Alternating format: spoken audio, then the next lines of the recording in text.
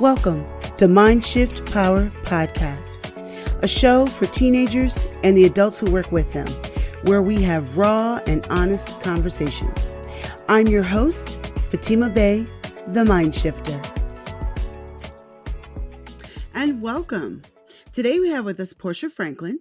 She is from San Diego, California, and she is also a podcast host. The name of her podcast is Sparkle with Portia Franklin. But we're not really here to talk about that. We'll talk about that a little bit in the end. We're really here to talk about part of her life story. She became a mom as a teenager. And without further ado, I will just let you hop right into it. Portia, go ahead and tell them your story. Fatima, thank you for having me. I am so honored and blessed to be here, to be able to share, and excited to see what God does through this. But absolutely, the conversation is being a teen mom. And I really do believe that's when I started to really live my life. But I was born to a mama who was single, and I did not know my father. And that came with a lot of unknowns, uncertainties. And when I got older, I looked back and it arose a lot of questions in me. So we'll probably get into that. But there was a lot of time that I was free, just doing my own thing growing up. So because my mom had like 3 jobs, never there. I always said I was like a free range chicken, just running around, hanging out with potentially not the greatest people, and found myself dabbling in things that got me into the situation of, also not knowing my father, looking for love in all the wrong places. So that was what led me to becoming a mom at the ripe age of 14. I became pregnant. So so a lot in that beginning. But to make a long story short, my mom was single and I had a lot of free time, and she did her very best with what she knew. Yeah. Okay. Now, when we had a conversation off air, you told me that as a teen mom, you were in a particular program. Could you tell us about that program? Sure. So I was 14, like fresh out of middle school, getting pregnant.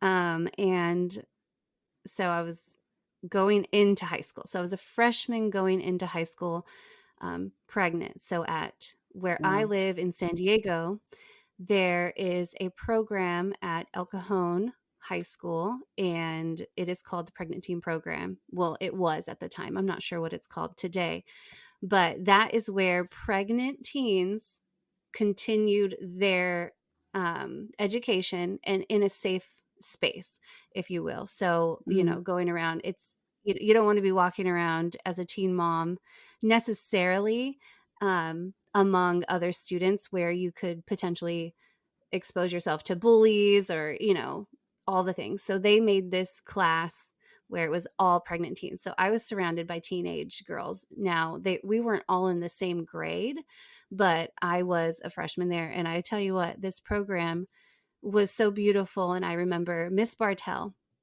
Miss Bartell was my teacher there, and what a godsend. She poured into me, she supported me. Even like I couldn't get picked up one day, I remember, in this program, and she drove me to my mom's work at the mall because my mom was working and couldn't come get me, and I didn't have a car then. So yeah, the program was amazing. It was actually the first time I got straight A's. Praise God. Wow. Yeah.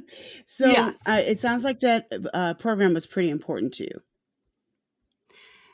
Yeah, it did set a good foundation. Mm-hmm. And what would you say? Okay, so you started off in 9th grade, and did you graduate high school? I graduated. Yeah. How was That it? was when, How how was it was going it? through So high school and actually graduating while raising a child? it was, it was a lot. So my greatest, so if you think about like where your family, there's patterns in families, and my mom and my sister, they both got their GEDs. And so that was kind of like a normal thing. It was okay. But I understood that when I got into like when I got a few years older into like my junior year, almost my senior year, I understood that wow, like I actually need to take this seriously because I could be the first one in my family to actually get a diploma and walk with my class. And so the journey there though was very tricky because I became a mom. I was now a sophomore. I changed schools. The living situation was not the best because my mom did not have a space for us. And so that played a part. There was a lot of um, like abuse in the home where I was staying. And so there were so many factors that could have affected me to keep me bound up and Mhm. staying in a GED course. However, my choices that led me to graduating high school was I just know it was like strength from the Lord and just a vision. So having this vision, like I knew there was more to life. I knew I wanted more, but to get there, I had to take the steps. And so between wanting to be a teenager, wanting to be a mom, wanting to make money and support my child, and wanting to be there just to be in her presence and just be a present mom, I was very conflicted. So I was Mm. conflicted with all of those things. I would cry when I was going to school every morning because I didn't want to leave my baby. Um, Mm. but I knew I needed to go to school and I knew she was safe and that was fine, but I didn't want to leave her. So I believe it was like at the end of my sophomore year, beginning of my junior year, I decided to take the homeschool, partial homeschool option that my school offered to be home with her and go get a part time job. And with that decision, I quickly found out that I could not do everything. And I fell far behind in my classes and in like my points, or every class has so many points and you need these so many points to graduate, and I fell extremely behind. And so my Mm. senior year um I went into my senior year with 8 classes. And your senior year is Oh supposed to my be like God. popping, like you're supposed to be like driving to the beach at 12 o'clock, leaving school with your girlfriends because it's your senior year. You only got a few classes, Right. right? And I was like, bye at lunchtime, like seeing everybody leave. And I had to stay there my senior year. And then I had classes after school, and then I had Saturday class.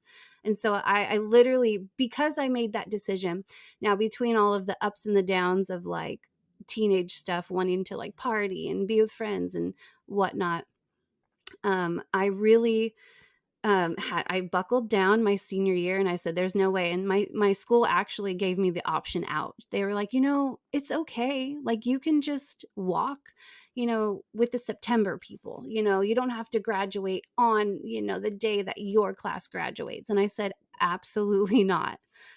No, I'm not working this hard right now to graduate 3 months later after my class. I will graduate on time. So I did everything that I could to make sure that I appeased the academic system to get the points that I needed. And Mhm. actually on the day of graduation, I was in my history class on the day of my graduation taking a test, the final test that I needed to complete my grade. And to be Wow. honest, I don't know if I passed that test. My teacher just looked at me after I was done taking the test. He's like, "Get out of here, go graduate." Wow. So So what I that hear in that's that story, mhm. go ahead. Oh no, so that's my high school journey. What I hear in that story, or what I can extract from that story, is Mhm. that you didn't just settle for, well, I have the excuse of being a mom, so I can do less now. I can give less effort. You Amen. instead Yeah. buckled down because of determination, and you were able to still accomplish your goals. Yes, it was a lot harder Mhm. because you were now a mother, but you were still able to accomplish because you made the decision. And I think that's the key word that you Mhm. just said, decision. You know, Mhm. okay, you shouldn't have got pregnant, but you did. So what? It is what it is. So now what do? Mhm. You know, and the fact that you took it and just said, you know what, I'm graduating on time. I'm going to be the first one to graduate high school in a normal time frame. I'm just doing Hmm. this, and you made it. And I think that's beautiful. Would you say that being a teen mom has affected your life? Oh, 1,000%. Yes. Tell us And I why. would say I would say it saved my life. And I tell Okay, my how? daughter this every chance I get. Um, I was on a road of destruction. I was in, when you have a hardworking mom that is just doing her best to, you know, give you a roof over your head, which, you know, it's you have so much freedom. And then also when you're not taught certain things of morality, of certain ways to live life and what you do and don't do, and if your parents don't know that, they don't know to teach it, and they do their best Right. with what they got. And so I was handed a deck of cards that served me up a lot of adversity. um, I saw things that I probably shouldn't have saw, and I did things that I definitely shouldn't have done. And so becoming a mom stopped me dead in my tracks. Just like stopped me, Mm, and I do believe it was a gift, and my mom was really supportive when we found out. And so that was another blessing, that like there was no other option but to have this baby, and we were excited. The circumstance was not ideal, the relationship was not ideal, but it doesn't matter. Like, there was just no other option, and it stopped me in my tracks. It saved my life. So yeah, it completely changed, and the trajectory of where I was headed, for sure. okay. I hear that. Sounds like you would have ended up a lot worse if you didn't have something to kind of Oh, smack you upside the head, basically. I I don't even want to know where I would be if I didn't have that baby, to be honest. Now, Yeah. I wanna kind of sidebar a little bit, and talk to a particular portion of the audience. Yeah. Right now, it's a reality that there are teenage girls out there who think that getting pregnant is cute and trendy and something they want to Mm, do with their friends. mm, And I wish I could say that that's just an idea. Nobody's really thinking that, but I talk mm, to teenagers all the time. They talk to me, and that's a real thing. mm. What would you say to the girls who are in that mindset right now? Yeah. I would just grab her face. I would just want to grab her face and let her know it is not trendy. Like, No. baby girl, it's not trendy. And let's talk about why you think it's cute, or why you think you need to have a baby. Is there a value missing? Is there a worthiness missing? Do you not know how Hmm. beautiful and amazing you are, that you don't need a baby to make you something? You already are enough right now. The attention doesn't need to be in that way. Like, we don't need to get attention that Yes. way. We need you to arise and shine for where you are, who you are now, and think about, how can I do this the right way? If even if you do want to have a baby, that's a natural desire, and that is a gift, actually, to want to be a mother, and that's a blessing. But we need to stay in context. We need to stay in order. If we get out of alignment and we don't know how to handle that weight when it comes, there is great destruction that can be, you know, it can just cause destruction. And so I would tell her right now that you are enough and you are worthy.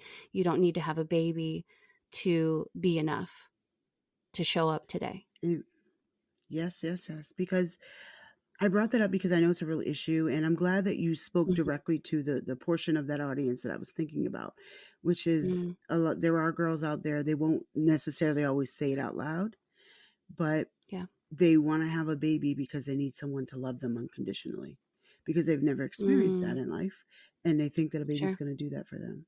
And there is a Yep. portion of girls out there who are actually thinking that. And I agree with Portia. Please don't do that, because you're making it Mm-mm. harder. You're making a hard life harder when you do it because of that. Yeah.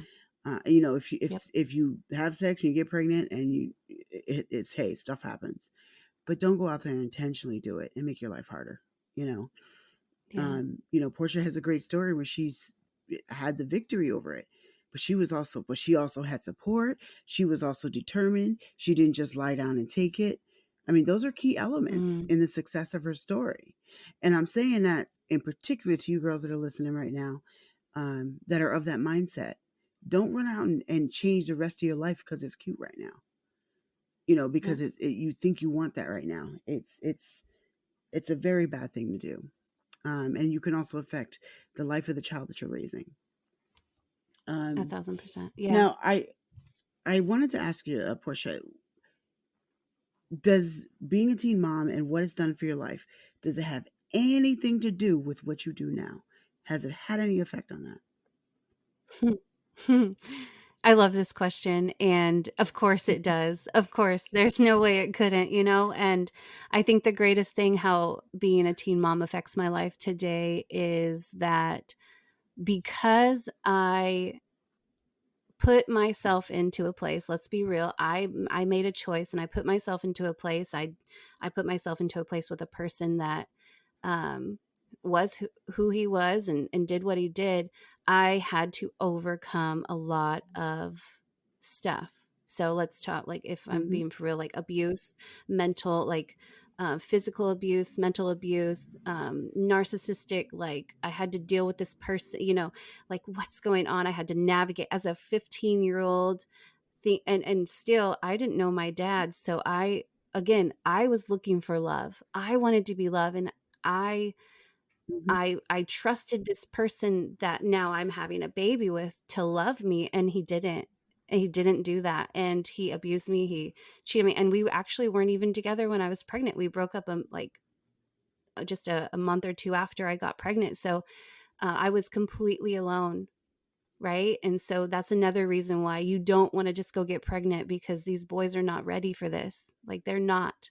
And but all of that I went through and what I've gone through, like even today, I'm 37 years old.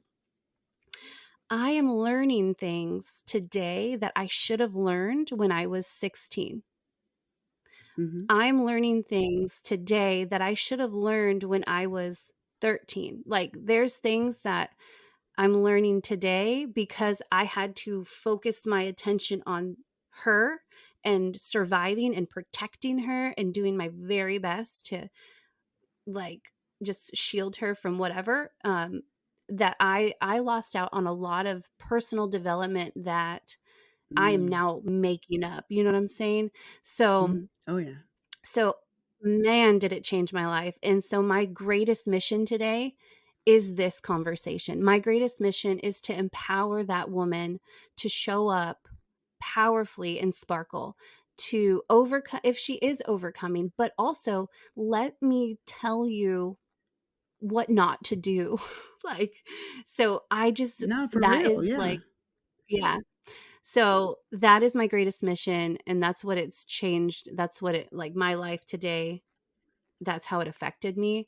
And now I get to raise daughters. And, to be honest, with the situation with my first daughter, she saved my life. I love her to the moon and back. But guess what? She made some choices because of the cards that she was dealt. And we actually don't have a solid relationship today. But I do have a 16-year-old, and I get to teach her what I didn't get to teach my oldest because of all the stuff that she had to deal with. She made a decision to go live with her dad. And so that, like, there's so much to, like, how much I have overcame, but I couldn't do it alone, obviously. By the grace of God, I have peace that surpasses understanding that carries me and teaches me, and now I get to pass on wisdom of, like, that, all that unworthiness that I dealt with, all that Mhm. insecurity that I dealt with, I get to give that to my kids. So now I have 3 more kids that I'm teaching. Um, so yeah, it changed my life significantly, and it actually helped me become a stronger human. Mentally, physically, and emotionally, I'm stronger today, from everything, from becoming that mama at 14 to now being a 4 times mama at 37, still learning, Mhm. still growing, still overcoming. Right. Um, but it's been a hard, beautiful journey, if I could put it in just a couple words. Yes. I totally get it. In this case, we're talking about being a teen mom, but what you just said could apply to about 100 other things in life I could think about right now. I can even apply everything you just said to parts of my life. I've been through a lot Yeah. too, and little by Yeah. little, I'll let the public know some things as it's relevant. But um, I love that you've taken your hardship, your tragedy, whatever term you want to give it. I'll say hardship, Sure. and Yeah. turned it into triumph by using it as a driver to help other women. Yeah. That's what I hear when Mhm. you say it, is that what you went through now drives you to help other women. Just like what I've gone It through with really my own low self-value, drives me to do this podcast and many other things that I do that I don't even put on the air, and Yeah. helping with young women in particular. And I Mhm. think it's so important to uplift other women, and young girls, and make sure that they know that they actually have value, and not just because someone says so because it sounds nice, but because get them to actually believe it for themselves. And I love that you're Yeah. doing that for women right now. So I still see it as the teenage girl in you is still there, and Oh, and yeah. she is moving to help the other teenage girls who are grown adults now Yeah. in their bodies. Yep. But still teenage Oh, girls, yeah. because we don't always grow up Oh, like we yeah. should. And your Come story is a on. lot of Yeah. people's stories, it's not just Portia. There's a lot of Totally. people that have similar stories, where we Mhm. didn't grow in areas that we should have. I know for myself, man, there's some hard things that I went through over the past year, that I Mhm. had to recognize that they were things that I should have learned as teenagers, and I didn't. And I didn't really, the light bulb didn't come on until I got smacked upside the head with it. Yep. you Yep. know, so Come on. um, I I Yep. think it's applicable to so many parts of life, and not just with teenage girls. But if you're listening right now, I really want you to hear Portia's story and hear yourself and her story. If you are pregnant, or maybe you're thinking about getting pregnant because you think it's the answer to your problems, please reconsider. But if it Mhm. does happen, there is hope, as long as you have the elements that you've heard Portia have. Because there's plenty of stories out there with people who didn't have support, didn't have a good program like she was in, which was another form of support. She had support at home, support at school. I know not all of you have that, and that makes it a lot harder.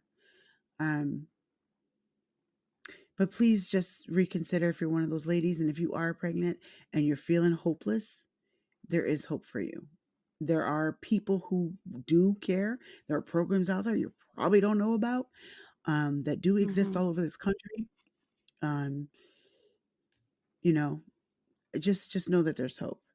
Um, Now for Portia, I always have to do my little preaching at the end. I'm very passionate about helping young women, especially. So There you is have there your is one podcast is called. Okay, go ahead. there is one thing that, as you were talking, I heard, because having a child at whatever age, it doesn't matter what age, like, but there's something important that you need to know, that even right now, I have somebody in my life that's going through it currently, and I've been through it. So even though we have children, and if we have the children out of the wrong motive, and say it was like you said, Fatima, I want to have a child to feel that unconditional love.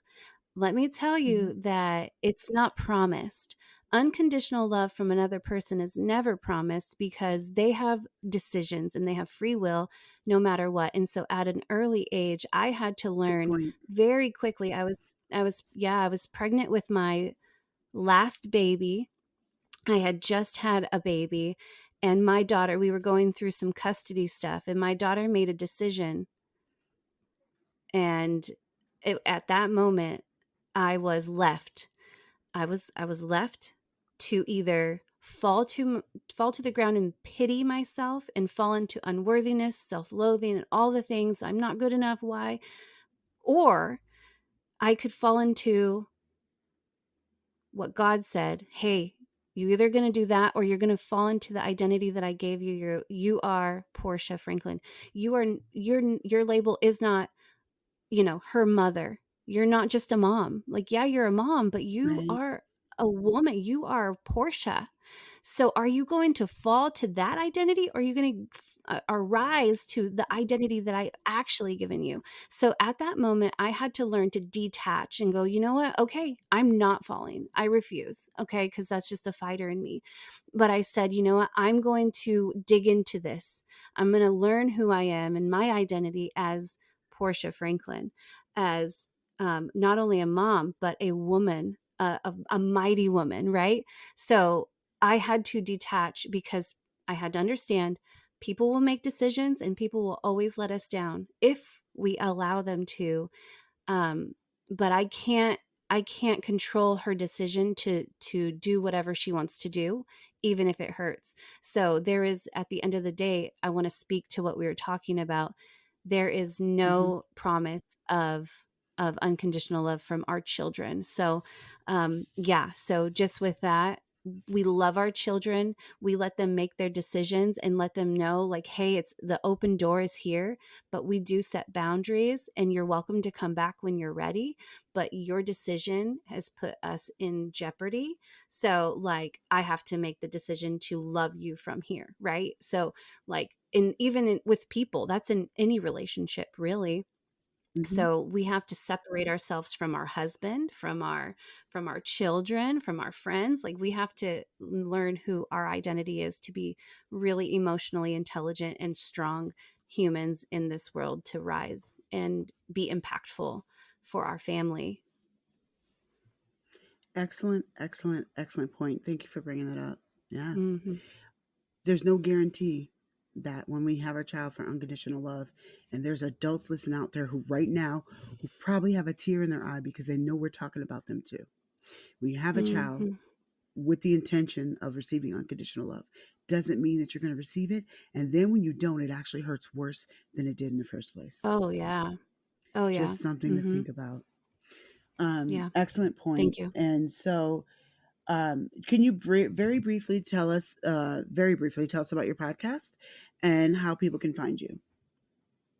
Absolutely. So, my podcast is Sparkle with Portia Franklin, where we are disrupting toxic patterns and we are going in and shifting the lying mindsets to the truth and empowering you to show up and sparkle. And I am on Instagram at Portia.Franklin, and that's where you can find me. And I want to add, I absolutely love Portia, and I'm giving all of my audience the assignment to listen to her podcast, to subscribe to her podcast. She has a lot of good things to say. I know for a fact that her podcast hasn't even covered a small portion of what Mm, she's got to say. So yeah. I please listen to her. She's coming from the heart, and she's very genuine like me. So I appreciate that. I appreciate that about you, Portia, and I hope that your podcast does what Thank it's you. set out to do and help the women that you intend to help. Well, thank you, Portia, for coming on today. I really appreciate you being a guest on the show today, and my hopes are that this message is penetrating some hearts and minds. I'm so honored. I thank you so much, Fatima. Bless you. And I'm so excited. And now for a mind shifting moment. Life will bring you challenges, whether we bring them on ourselves or they're tossed at us. Regardless of how they came about, What you do with that challenge is completely up to you. Portia could have just wallowed in self-pity in her situation, but she didn't. She was determined to succeed regardless of what was going on. And I want you to pull that out of her story, because regardless of what you're going through right now, you can succeed too. Your success might look different than mine. It might look different than hers. And that's okay. But you can be determined to be as successful as you can through your situation, to do the best you can with it. The other key part of her story is support. It is extremely, extremely important that you get the support that you need.